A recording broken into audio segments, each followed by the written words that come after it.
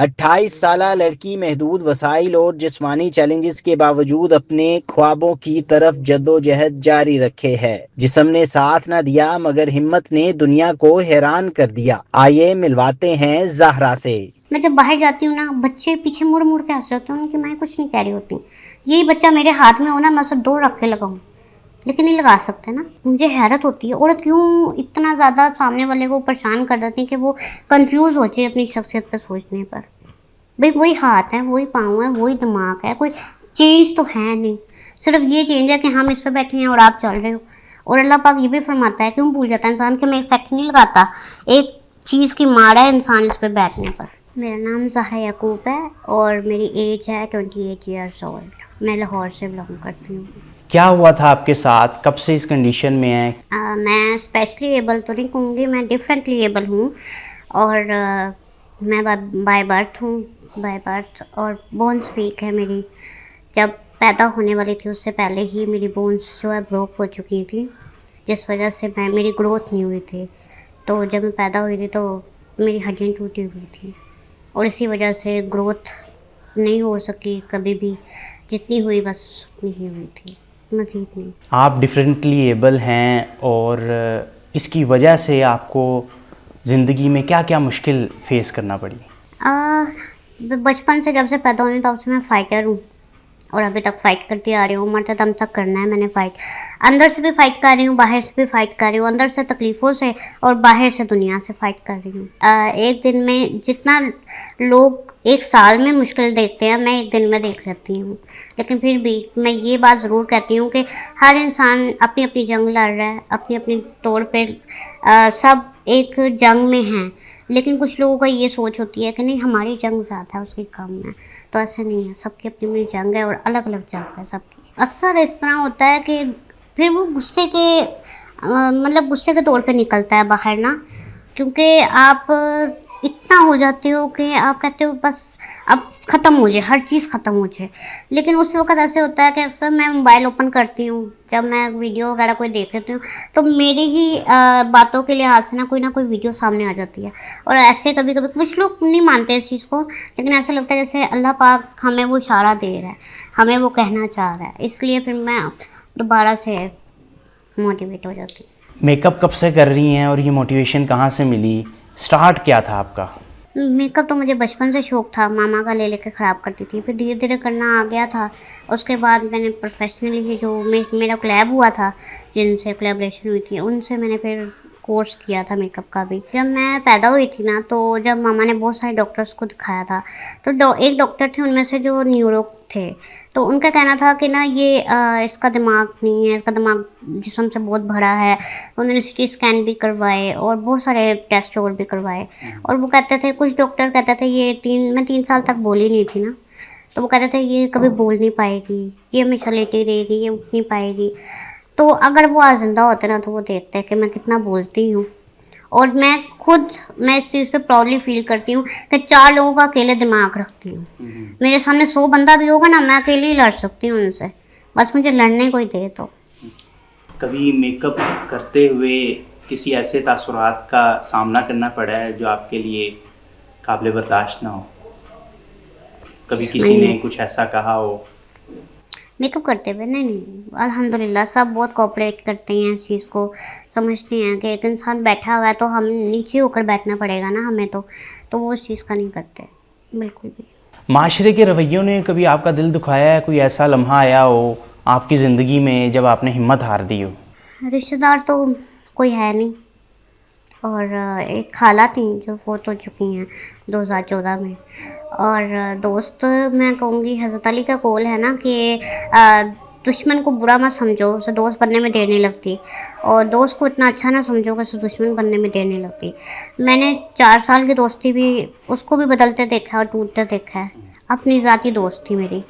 और मैंने 17 साल के दोस्त को भी ना ऐसे ऐसे अल्फाज भड़ास निकालते हुए देखा है कि मैं कहती हूँ कि दुश्मन भी इतना ना किसी को नहीं सुना सकता जितना दोस्त आपको सुनाता है।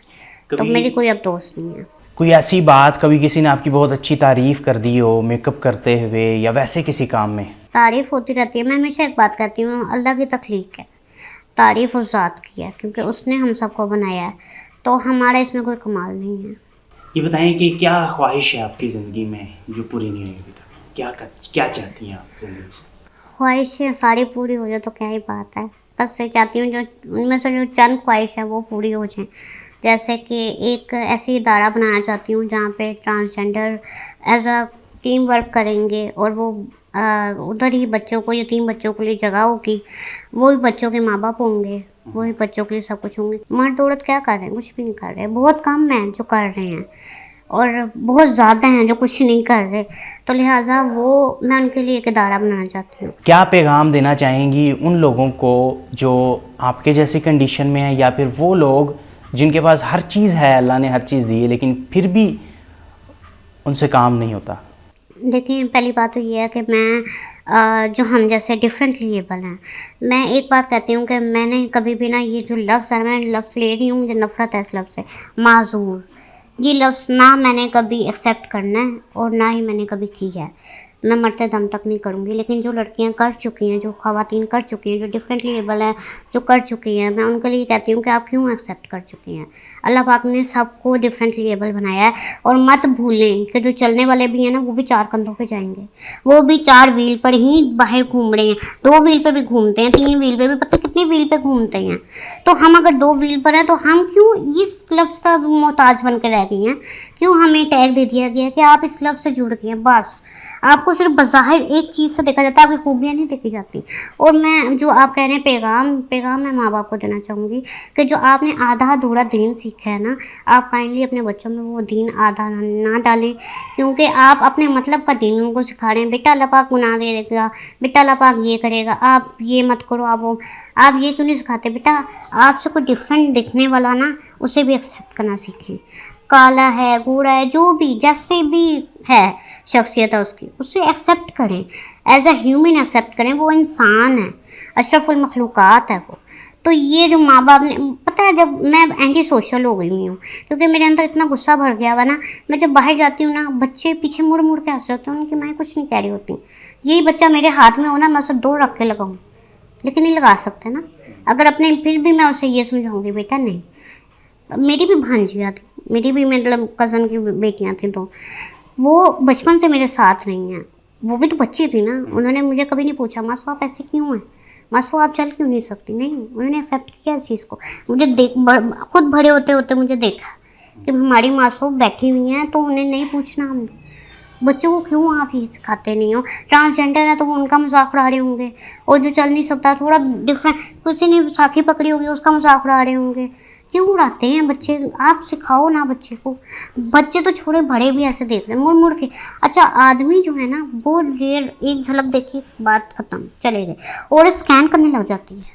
अक्सर मैं दरबार पे अगर गई हूँ ना, तो मैं दुआ करते वक्त मैं कहती हूँ दरबार सामने है, मैं दरबार नहीं हूँ, आगे चली जाएं प्लीज़।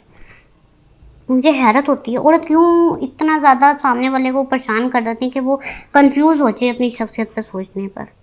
भाई वही हाथ है, वही पाँव है, वही दिमाग है, कोई चेंज तो है नहीं। सिर्फ ये चेंज है कि हम इस पर बैठे हैं और आप चल रहे हो। और अल्लाह पाक ये भी फरमाता है, क्यों भूल जाता है इंसान कि मैं एक सेकंड नहीं लगाता, एक चीज़ की मार है इंसान इस पर बैठने पर। वो एक सेकंड में एक्सीडेंट करवाता है और ख़त्म हो जाता है सारी ज़िंदगी का इंसान का गरूर, जो इंसान ने रखा होता है कि मैं चलने वाला इंसान नहीं। ये मत भूले इंसान। वो लोग डिमोटिवेट करेंगे, लेकिन आपने हिम्मत नहीं हारनी।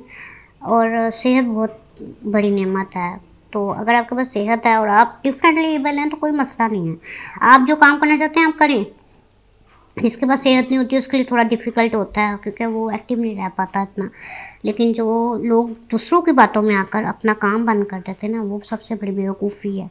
अपना काम मत बंद करें, क्योंकि वो आपका नहीं जानते, आपके दिल में क्या चल रहा है, आपकी क्या तकलीफ़ है, सारा दिन कैसे गुजरता है उनको नहीं पता। वो चंद जुमले बोल कर निकल जाते हैं, आप उनकी वजह से डिमोटिवेट होकर अपना काम बंद करके बैठ जाते हैं, तो अच्छी बात नहीं है। खाने में क्या पसंद है आपको, और कौन संभालता है आपके लिए काम कौन करता है?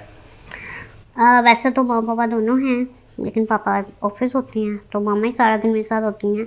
और मैं स्टमक पेशेंट हूँ, तो उस वजह से मेरे लिमिटेड फूड है, मैं खा सकती हूँ जो, जैसे कि दाल चावल हो गए, इस तरह की नरम चीज़, सख्त चीज़ अलाउ नहीं है मुझे। कभी गवर्नमेंट ने या गवर्नमेंट के किसी नुमाइंदे ने आपसे रब्ता किया, कुछ अच्छा करने के लिए आपके लिए कुछ सोचा, कुछ इकदामात नज़र आए आपको?